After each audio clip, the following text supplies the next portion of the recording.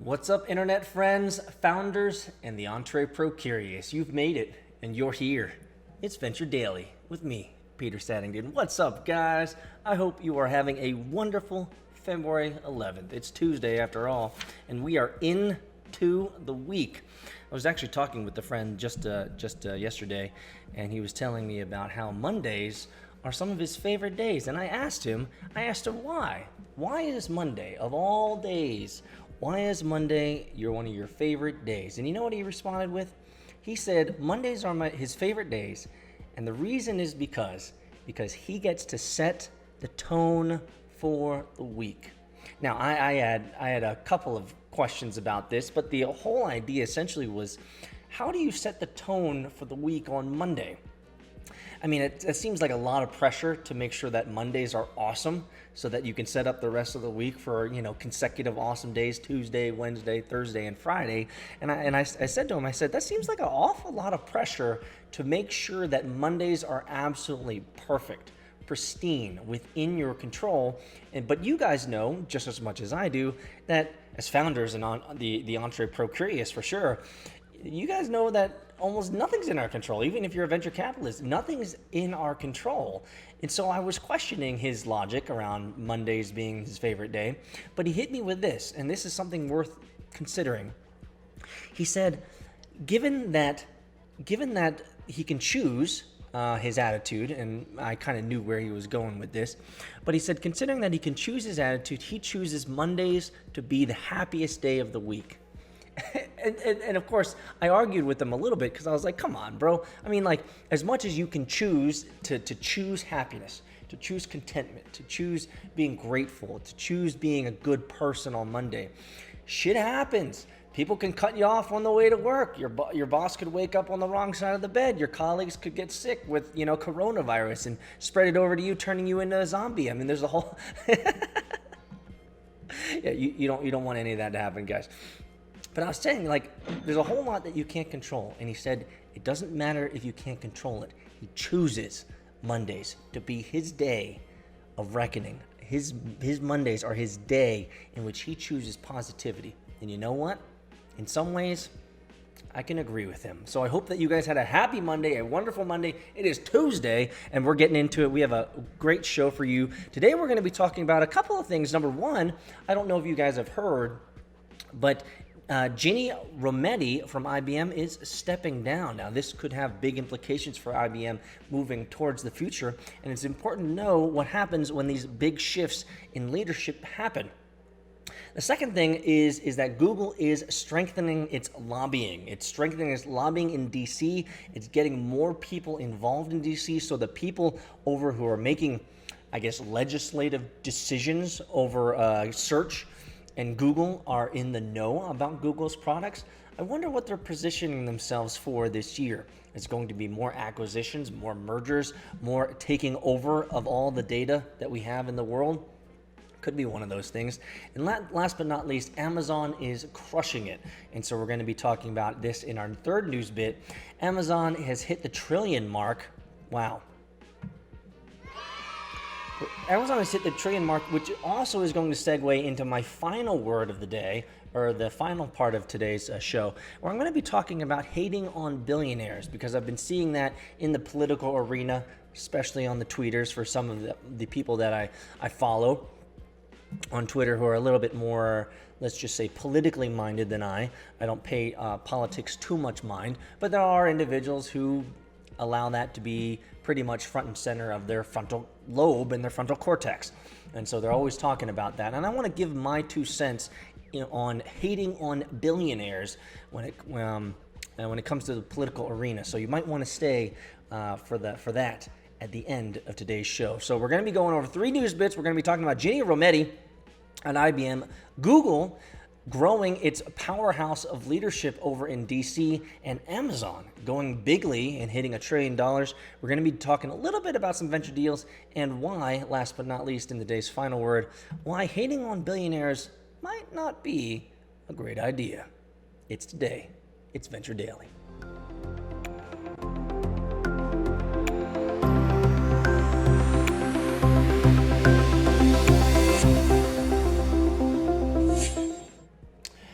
Well, Ginni Rometty is out at IBM. IBM surprised many on Thursday, announcing that CEO Ginni Rometty would step down as CEO to be replaced in April by Cloud Chief Arvind Krishna.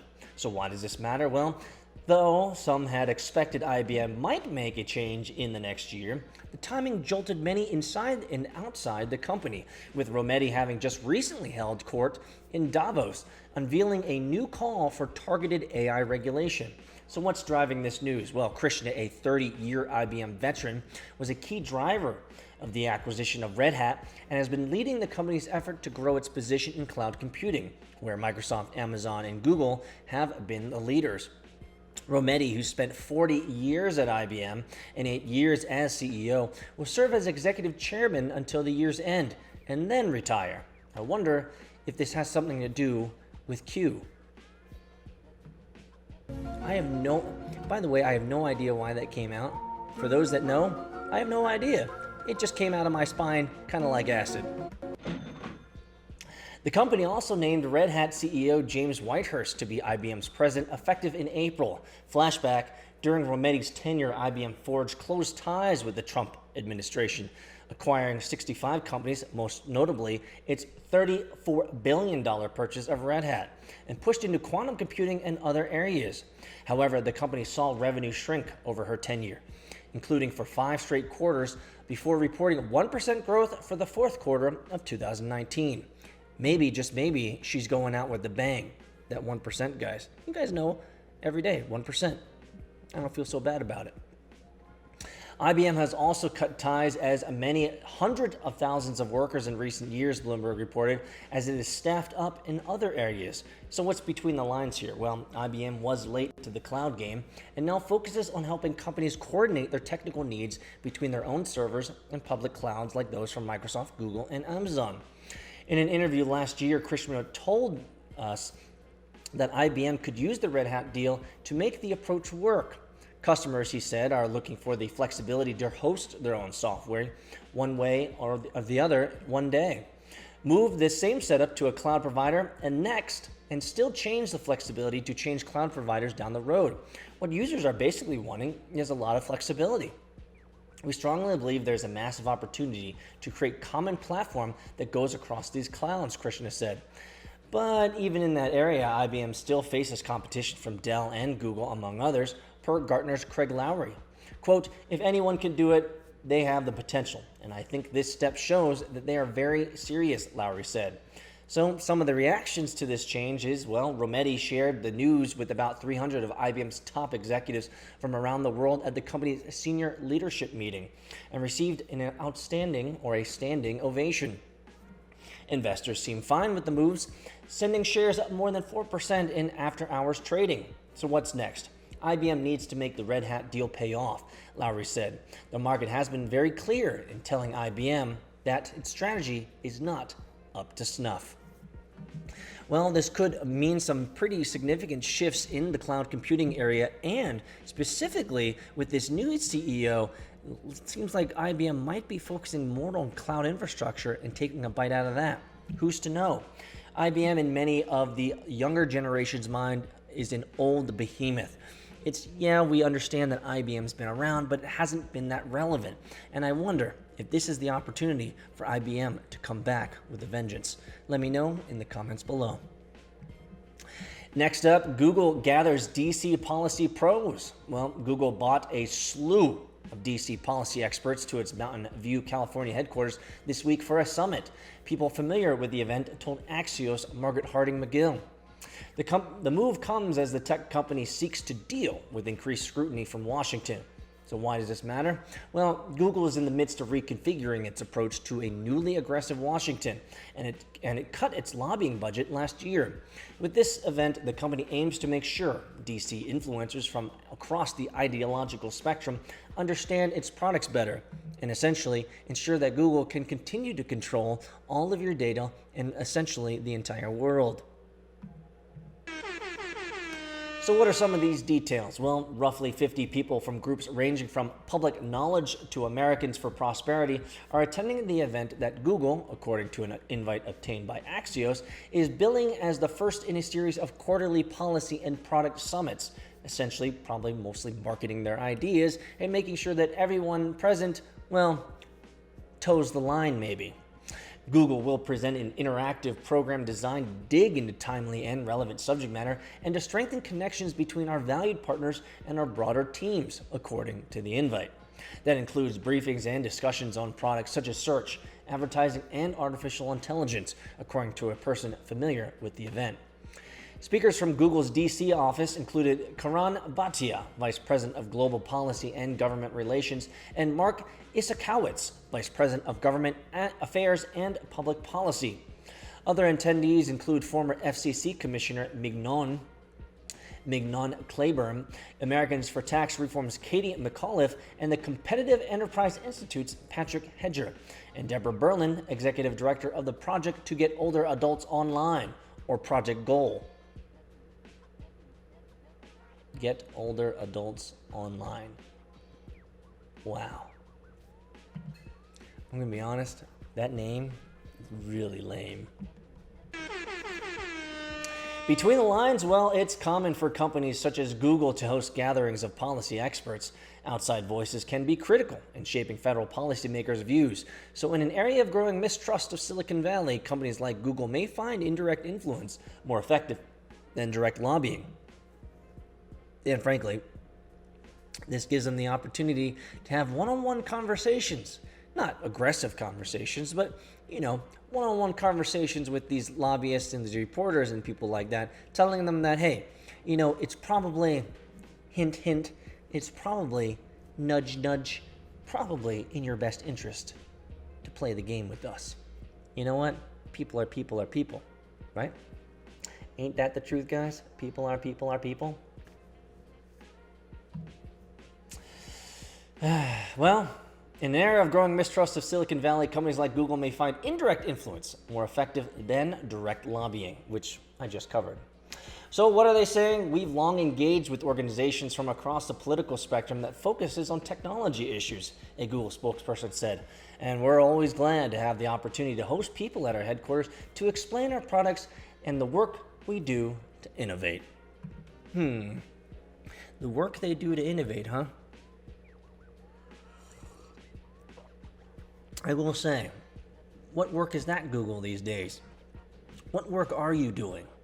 I mean, a lot of your older applications are starting to die away, like Google Pages, right?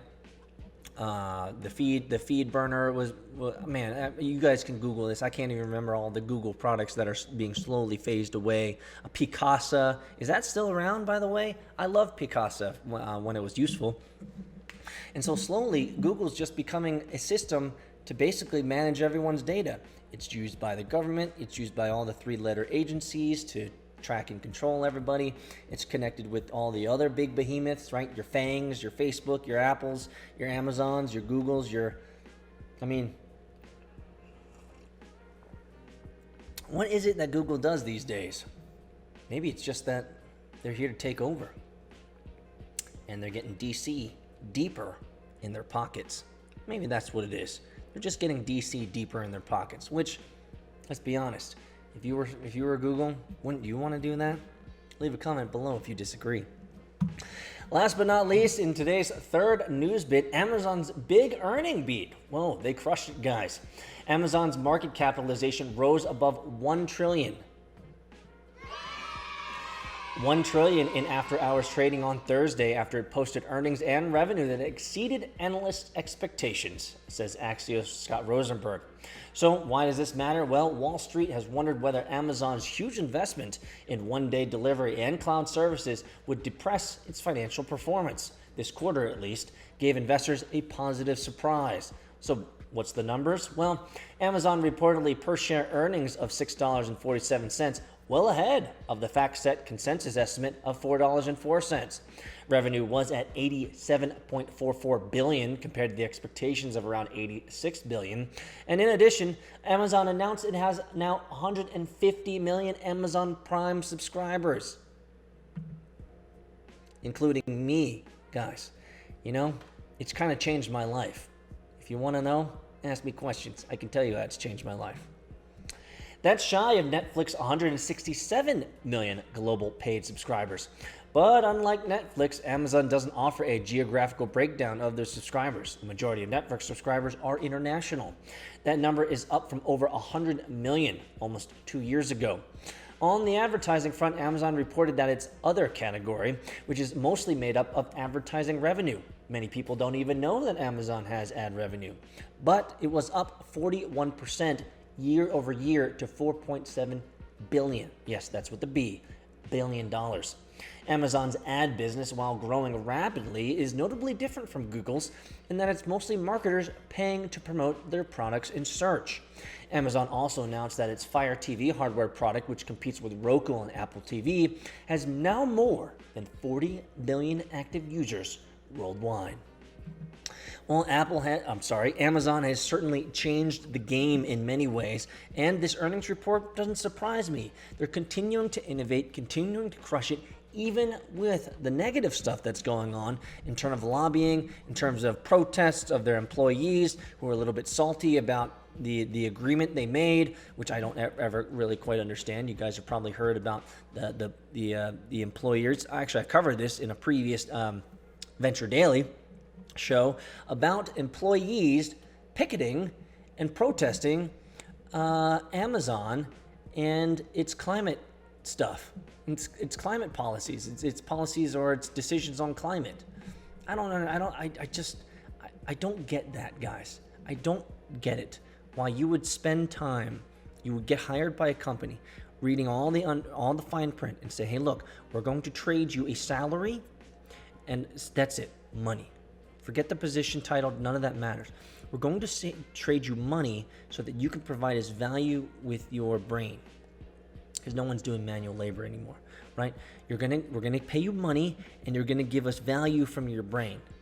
And then these individuals are gonna go stand outside all day, picketing and saying that Amazon is doing bad things.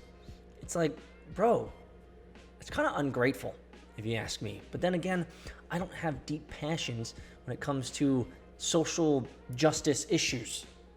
Does that make any sense? And so I always find it weird when people will get hired by a company and then spend company time and company money protesting against the company, the hand that feeds them. This never made any sense to me. But maybe you guys have a better opinion out there. Let me know in the comments below. These are the 3 daily news bits for you guys. True startup story, guys. You got it. Your company just got seed round financed. Congratulations. You're going to the moon. But now you have to scale. You found great talent out in California, New York, Georgia, and even Eastern Europe. So what communications platform will you be using to ensure your international team is always aligned? Well, the answer is easy. Slack.com for Teams. We've used Slack for all of our previous startups, and they've supported us in tremendous ways. And we want to give them a thanks today for supporting vchunting.com. Did you also know that Slack is a great tool for personal use? Yeah, I use my own personal Slack channel to drop in documents, notes, to-dos, and follow-ups to ensure that my workflow throughout the day is right on course. I promise you, if you try out slack.com for personal use, you'll end up using it for your team as well. Go to slack.com to check it out. Welcome back to Venture Daily with me, Peter Saddington, the world's fastest growing daily show in all of venture media. Make sure to check us out on the tweeters at AgilePeter and subscribe to our daily newsletter called The Daily Hunt, where we're dropping news that you can use. These are all the news articles that I'm covering every day or reading every day so that you guys can be in the know around technology. We have a short venture deals section today, and after today's deals section, venture deals, we will move right in to the final word for today, which is intriguing to me. I hope it will be thought-provoking. But let's get into it today, guys. Venture deals for February 11, 2020. It's Tuesday, after all. Remilia, a UK-based SaaS-based fintech company, raised $15 million in funding. Congratulations. Investors include 8 Roads Ventures, Connect Partners, and SVB. Doubtnut. Doubtnut. An India-based developer of online learning platform for students, raised $15 million in Series A funding. Tencent led the round. I'm curious, if this is about online learning, then why is it called Doubtnut? I'm confused. Oh, I see. Do you have doubt? Get physics, chemistry, and maths solutions. Because this is Indian, guys. And in India, they don't say math, they say maths. You have doubts? Type in your question. Who is Peter Saddington?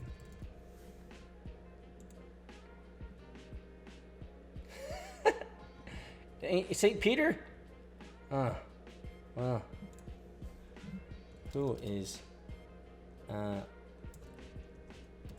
Venture Daily the best show on the planet?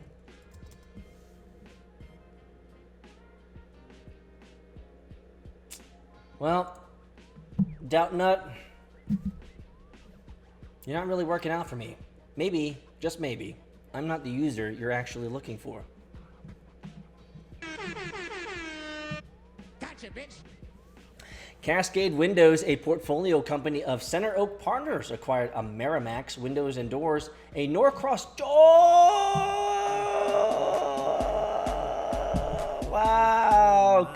This is really awesome. This hits home big time, guys. Cascade Windows, a portfolio company of Center Oak Partners, acquired Amerimax Windows and Doors, a Norcross, Georgia based producer of value-added aluminum, steel, vinyl, and fiberglass. I live in Norcross, Georgia, guys. I live in this area. So this is amazing. Cascade Windows acquired Amerimax Windows. Amerimax Windows, congratulations. Congratulations on the acquisition. Amazing. In my own backyard. I mean, think about that. Think about all the chances of having, that's amazing. Congratulations.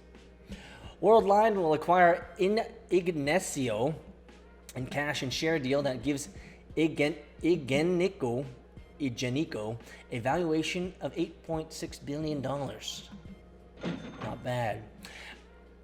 Revolution Medicines, a Redwood City, California-based biotech developing targeted cancer therapies. That's a big win.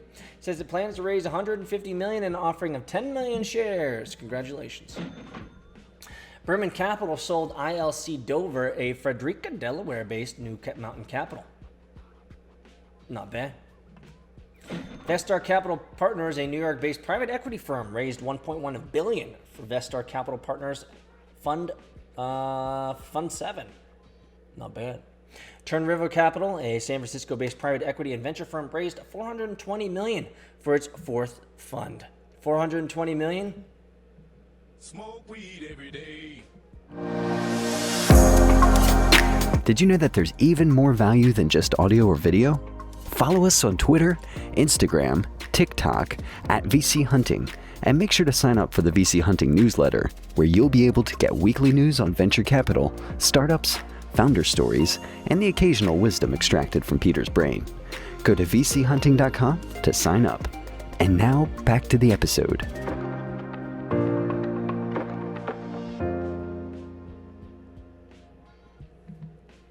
And in today's final word, I've been reading some of that tweeters. A lot of people tell me that I shouldn't read tweeters because it's just a garbage heap of flaming shite. But you know what? I actually enjoy Twitter. And Twitter is a great place for me to engage, slide into those DMs, asking for invites for people to come on the VC Hunting show, the VC Hunting segment that I do as well. So I actually use Twitter, and as much as I've despised Twitter in many ways in the past, you know what? I feel like Twitter is kind of growing on me in some weird way. Anyway, one of the things that I would say that I'm not a big fan of, but it's part of the nature of the beast of humanity whenever you move into the public square of social, like Twitter's, is there's a lot of people that love to talk about things that you're not so very interested in. And one of the tips I'd give you immediately is that you have the ability to mute individuals, number one, but you also have the ability to ask Twitter to show you less posts from this individual, which is something that I've learned to use quite liberally in today's world. There are just people that continue to spout things that I'm just not interested, namely politics, especially politics that are ridiculously specific to a particular segment of politics that, number one, I'm not interested in, number two, I'm not that educated in, and number three, I don't think it really matters. You see, the political game in many ways doesn't really affect your daily life. You know what really affects your daily life if you're going to get into politics? Local politics. Local politics are where you really need to be. And I will tell you that I did go through a period of my life where I was pretty involved in local politics, specifically here in my area, Norcross, Georgia, because this is where I live. This is where I've planted my family. This is where I want to be involved. And I know that the changes that I make here actually make a difference. And they actually affect my family in many ways. But I've been recently seeing, and this is the final word for today, but I've been recently seeing a lot of people talking and hating on billionaires and saying that they need to buy stuff. They need to help the poor. They need to help with the national debt. They need to help with hunger. They need to spend all their money on X, Y, and Z. Look, first and foremost, all the stuff that I've seen when it comes to the amount of money required to make any quote-unquote significant change on the global scale or the macroeconomic scale of America, none of these billionaires are going to give you that much money, number one.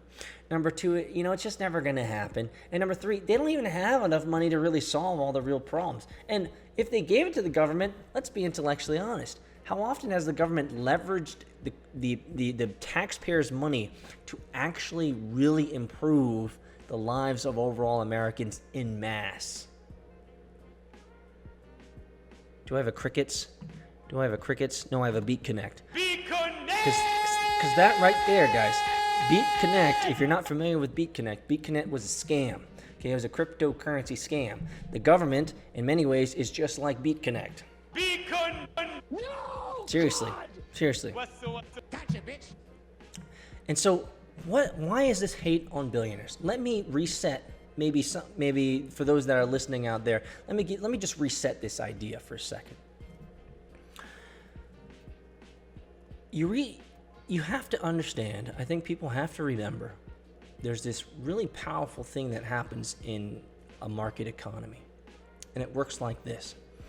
If an individual creates a really powerful service that can serve tens, hundreds, thousands, hundreds of thousands, millions, maybe even billions of people, that individual who creates a product or service that can serve millions and billions of people will imminently become extremely wealthy. So here's the equation. Create a product or system or solution or service that serves a lot of people, and you make a lot of money. I don't understand why people knock down or give grief to these billionaires like Jeff Bezos, who has created a service that serves me greatly. It might serve you. You might not use it. That's okay. That's your prerogative. That's your choice. That's your decision. But he's fundamentally changed my life for the better. I don't need... My wife and I no longer need to go to the grocery store. We can order our groceries and they can come to us through Amazon Prime and Whole Foods. Okay? Whenever I needed a new book, and I bought one just last night, it's a great book, by the way, which I hope to do a review. It's a book about why business needs to have love injected into it. Anyway, so I was laying down last night.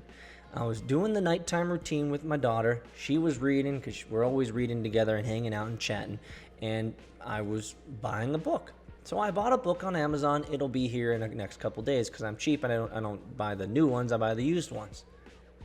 So I no longer have to go out and get groceries. Books can come to me. Items can come to me. Things that I want can come to me. And they have a great return policy. Like, it has fundamentally changed my life. Yeah. Now, has Jeff Bezos made an exorbitant amount of money from this? Absolutely. Do I fault him for that? No. Do I wish... If I were to ever wish, I've never wished this, but if I were to wish to be him, would I want to be him? Sure, why not? He's serving millions, billions of people. He's still serving millions of people every day. And he's getting paid for it. He's doing the world a service. And so I don't understand the mental models. I don't understand the worldview of individuals who will look at these people and say they're terrible people because they have money. What's wrong with you? Have you forgotten that they provide such great services to you? This reminds me, and maybe I'm getting too far into the political realm here, and so excuse me for doing so. But it reminds me of the 1%ers, the 1% protests that we had 5 years ago. I don't remember how long ago. 10 years ago now? Has it been that long? I don't remember. But do you remember the 1%er protests up in New York? You know what I found so fascinating? It was just like, for me, once I saw an image of a namja, of a dude, okay? Of a dude in the 1%er protests, right hand, Starbucks, coffee. Left hand, iPhone, tweeting about how we need to fight oppression and fight the rich. I'm like, bro, you bought Starbucks at $4-5 from a rich dude, Schultz. You have an iPhone that costs you $700, jobs, and you're using tweeters. How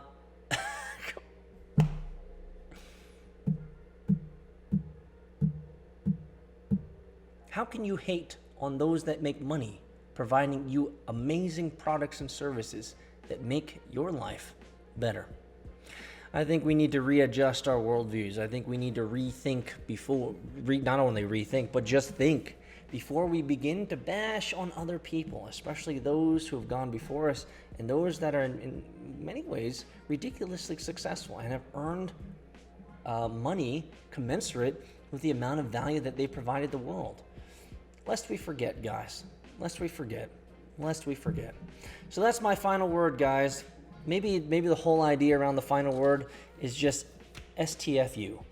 Why don't we just shut up and remember that the world's still good, there's a lot of great happening, and we don't need to be bashing on tweeters, people who've made our lives better. It just seems foolery. I don't want Jeff Bezos to go away. I don't want these billionaires to go away because they create great services like this iPhone. It allows me to bring the news to you guys. Have a great Tuesday, my friends.